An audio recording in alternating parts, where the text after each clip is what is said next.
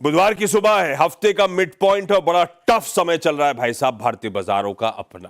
कल करीब करीब क्या कल actually back to back fifth straight trading session था। भारतीय बाजार जब दबाव के साथ कामकाज कर रहे थे और कल तो खास तौर पे वो दबाव गहराता चला गया।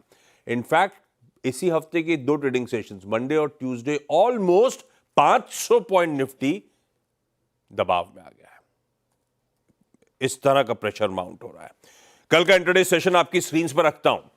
एक फ्रेजाइल सी शुरुआत कही है, इंट्राडे देखिएगा स्क्रीन पे। जैसे जैसे दिन प्रोग्रेस करा दबाव बढ़ता चला गया और इंटेंसिफाई कर गया सेकेंड हाफ में। अच्छा खासा पेन था। इंट्राडे में 23,000 के स्तरों के नीचे निफ्टी फिसला और इवेंचुअली क्लोज भी 23,100 के कहीं नीचे जाके ही उस कह लीजिए सेशन की समाप्ति हुई और selling pressure through out the day नजर आया।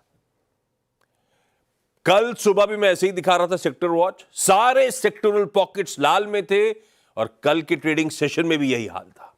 सारी sectoral pockets in red. Mid cap small caps में शार्प सेल ऑफ वो स्क्रीन पर आएगा और सेंटिमेंट बिगाड़ा खास तौर पे उस एडवांस डिक्लाइन के नंबर ने। 1:10 का रेशियो, एक बढ़ रहा था तो 10 स्टॉक्स ऐसे थे जो दबाव में थे। क्लियरली स्क्रीन पे पैनिक और पेन नजर आ रहा है। ऐसे में वो क्या है, Oracle of Omaha, Warren Buffett साहब का एक कोट याद आता है, स्क्रीन पर आएगा आपके। Be fearful when others are greedy and greedy when others are fearful. जब दूसरे डरें तब लालची बनना चाहिए। समय शायद आया नहीं आया, ये तो खैर अब देखेंगे, वक्त बताएगा। और क्या मार्केट को टाइम करना मुश्किल है, तो ये बहुत अपॉर्चुन समय हो सकता है अच्छी पेडिग्री के स्टॉक्स में एंट्री करने का। खैर एक बात पे और ध्यान रखिएगा, वैसे हमारे इंडेक्सेस बहुत प्रिकेरियस लेवल पे खड़े हुए हैं। करेक्शन टेरिटरी में तो ऑलरेडी आके खड़े हुए थे, थोड़ा बहुत दबाव आया तो बियर मार्केट ट्रेजेक्टरी में जाते हुए नजर आएंगे। साल के या अब तक के हाई से ये इंडेक्सेस के करेक्शंस हैं। जितना दबाव आया वो आपकी स्क्रीन पर है। थोड़ा बहुत स्लिप हुए तो बियर मार्केट टेरिटरी बेसिकली 20% से ज्यादा का दबाव जब हाई से आता है तो है, तो बड़े प्रिकेरियस लेवल से बैठे हुए हम लोग। खैर आज थोड़ा बहुत मामला ठीक ही रहेगा, सदा हुआ रहेगा, फ्लैट ओपनिंग होगी। इस तरह के गिफ्ट निफ्टी से क्यूज आते हुए, गांधीनगर से क्यूज आते हुए 25 पॉइंट ऊपर खुलेंगे। देखते हैं उसके बाद का बिहेवियर। डर ही लगा हुआ है। कल सुबह वैसे वीरू कल दोपहर में पूछ रहे थे ये सूर्यास्त कब होगा। मैंने एक बहुत जाने माने ज्योतिषी से बातचीत करी है, आज एग्जैक्टली 3:30 बजे हो जाएगा। उसमें कुछ वो नहीं होगा, आप इसकी टेंशन मत लीजिए। वीरू दिख ही रहे, निफ्टी बैंक की स्ट्रैटेजी वीरू से डिस्कस करनी है। कंचन बताएंगे स्टॉक्स इन न्यूज आपको। ग्लोबल मूड वॉल मैं दिखा देता हूं आपको। लाइए जरा प्लीज, पहले गिफ्ट निफ्टी फ्लैट है, एशियाई बाजारों का जो मूड है वो आपकी स्क्रीन पर आ जाएगा। आज पूरा ग्लोब ऐसा ही है, कंसोलिडेशन टाइप का फील नजर आएगा आपको, क्योंकि यूएस से हैंडओवर भी कुछ ऐसा ही है। यूएस में तीनों बेंचमार्क्स ऐसे मिला जुला कामकाज था। डाउ इन ग्रीन था, एसएनपी फ्लैट था, नैस्डैक दबाव में था। और डाउ की इंट्राडे चार्ट्स आपको दिखाएंगी। कल हम जब क्लोज हो रहे थे उस समय यूएस की फ्यूचर्स 1/4 से आधा % दबाव में थे। एक्चुअल सेशन में भी एक समय यूएस के मार्केट्स में दबाव था। शुरुआती ट्रेड में 150 पॉइंट डाउ दबाव में था। ये शुरू में जो लाल लाल दिख रहा है आपको, वो 150 पॉइंट शुरुआती दबाव से उभरे और इवेंचुअली 125 पॉइंट के गेन्स के साथ बंद हुए। तो सेशन के हाईस पे जाके बंद हुए। हम जो डाइजेस्ट करके गए थे उससे बेहतर परिस्थिति में बंद हुए। और आज सुबह के फ्यूचर्स भी इन ग्रीन ट्रेड कर रहे हैं। ये देखिए, फ्लैट से इन ग्रीन। तो हैंडओवर यूएस का तो बढ़िया है। जो डाइजेस्ट किया था उसके सामने तबरब की पहली प्लेट रख देता हूं, उससे समझ में आ जाएगा आपको। तीनों बेंचमार्क जहां छोड़े थे उसके ऊपर ही ट्रेड कर रहे हैं। 3:30 बजे और आज सुबह की कहानी।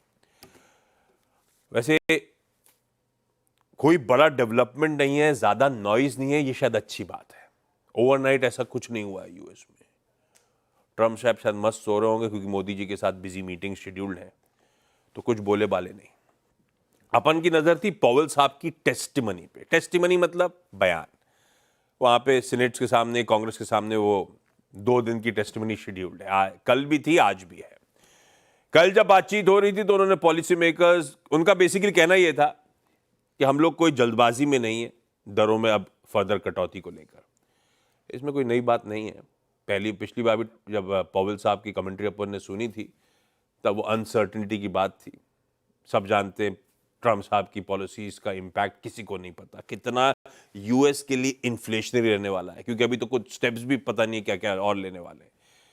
कल वो रेसिप्रोकल टैक्स में वही ढूंढता हूं आजकल शाम को जाके या सुबह उठ के ऑफिस आके। रेसिप्रोकल टैक्स रिलेटेड अब तक कोई अपडेट नहीं। कब वो न्यूज कॉन्फ्रेंस होगी, कब ट्रम्प साहब वो करेंगे, अभी तक अपडेट नहीं है। आज house committee of financial services के सामने फिर से मुलाकात होनी है, मतलब पॉवेल साहब की टेस्टिमनी होनी है। पर पहले के बाद दूसरे में बहुत ज्यादा फर्क होता नहीं, अनटिल अनलेस कोई ऐसे कोई सवाल उठा दे, सवाल पूछ ले कि पॉवेल साहब कुछ इंटरेस्टिंग बता दें। अदरवाइज मोटा मोटी ये टेस्टिमनी का अपडेट सामने आ गया। इसके अलावा ऐसा कोई मेजर डेवलपमेंट नहीं। दूसरा अवेटेड है आज शाम को यूएस का इन्फ्लेशन प्रिंट जनवरी महीने का। मंथ ऑन मंथ 0.3% बढ़ रहा होगा, साल दर साल 2.9% बढ़ रहा होगा। स्ट्रीट एक्सपेक्ट करके चल रही है। जितना डिविएशन होगा उस पर अपन लोग कल रिएक्ट कर रहे होंगे।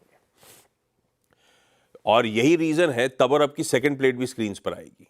तब और अब की सेकंड प्लेट कह रही है जहां डॉलर इंडेक्स, जहां बॉन्ड डील छोड़े थे ज्यादातर, इवन क्रूड जहां छोड़ा था, सब वहीं के वहीं ट्रेड कर रहे हैं, क्योंकि बहुत ज्यादा कुछ अपडेट्स आए नहीं थे। सदा हुआ मार्केट है अक्रॉस एसेट क्लासेस, इसी तरह का मूड है, कंसोलिडेशन टाइप का रीसेंट जबरदस्त वॉलेटिलिटी के बाद। अब एक चीज दिखाई थी मैंने कि डाउ चला था, एसएनपी फ्लैट था, नैस्डैक दबाव में था। क्यों? उसमें एक स्टॉक को हटा दो तो नैस्डैक भी सुधरा हुआ नजर आता या फ्लैट नजर आता। वो था टेस्ला। कल टेस्ला 6% गिरा। हैवीवेट है, नैस्डैक पे दबाव बना दिया। वैसे कल ही नहीं, वो 5 दिन से लगातार गिर ही रहा है स्टॉक। अब इन दिनों में $200 बिलियन के आसपास टेस्ला का मार्केट कैप वाइप आउट हुआ। क्यों गिर रहा है? 2 रीजन है भाई। कल ही तो नहीं गिर रहा, पहले से गिरता चले आ रहा था। पहले से इसलिए गिरता चले आ रहा था क्योंकि ओपन एआई को लेकर फिर बिड, इससे पहले जब ट्विटर को लेकर बिड करा था तब टेस्ला के शेयर पे दबाव आया था। याद होगा आपको वो दिन, उस समय। तो वैसे ही वो एआई के लिए, जैसी ओपन एआई के लिए बिड करा था या बोला बाला था, तब से टेस्ला सदा हुआ दबाव के साथ ही ट्रेड कर रहा है। कल बस ये एडिशनल डेवलपमेंट आ गया कि इन्हीं का जो चाइनीज राइवल है BYD, बढ़िया गाड़ियां वो भी बनाते हैं सुना, उसने अपने एआई, मतलब चाइना के एआई के साथ करार कर लिया, वो डीप सीक के साथ मिलकर ऑटोनोमस व्हीकल्स की टेक्नोलॉजी डेवलप करेंगे। तो एक शायद एडिशनल रीजन हो गया, वैसे ही मूड बिगड़ा हुआ था स्टॉक का। स्टॉक 6% कल गिर गया। ये रीजन था नैस्डैक के ज्यादा दबाव में। एआई से याद आया, अपनी एआई समिट जो पेरिस में चल रही थी, जिसमें मोदी सर को चेयर करने गए हुए थे मैक्रोन सर के साथ, तो उसमें वो जो डिक्लेरेशन था इंक्लूसिव और सस्टेनेबल एआई का, पेरिस एआई एक्शन समिट का, 60 कंट्रीज इंक्लूडिंग इंडिया और चाइना ने साइन करा है। यूएस और यूके ने साइन नहीं किया। यूके कह रहा है हमारे नेशनल इंटरेस्ट में नहीं है। यूएस क्रिटिसाइज कर रहा है कि यूरोप के एक्सेसिव रेगुलेशंस वगैरह हैं एआई रिलेटेड, इसीलिए हम इसके पक्ष में नहीं है। बाकी सबने साइन कर दिया था। अब ग्लोबली कह लीजिए एक और क्यू, एमएससीआई क्यूज तो बाहर से आए हैं, तो यहां ही जोड़ देता हूं मैं। एमएससीआई का यतिन कल बता रहे थे आपको, रीजेग आने वाला है, ड्यू डेट है। वो रीजेग आ गया है, वो अनाउंसमेंट आ गया है। मैं अपफ्रंट बस क्विकली समझा देता हूं क्या बदलाव हुआ है। फरवरी का अनाउंसमेंट है, सेमी एनुअल अनाउंसमेंट्स आते हैं। भारत का वेटेज इमर्जिंग मार्केट्स की बास्केट में थोड़ा सा और बढ़ गया है, 18.8 से करीब 19% जाएगा, ऐसा कैलकुलेशन गणित कहता है। अगर ऐसा हो रहा है तो करीब $1 बिलियन के इनफ्लोज आने। मंथ के एंड में ये बदलाव लागू होने, अभी नहीं, अभी सिर्फ खबर पर रिएक्शन हो रहे होंगे।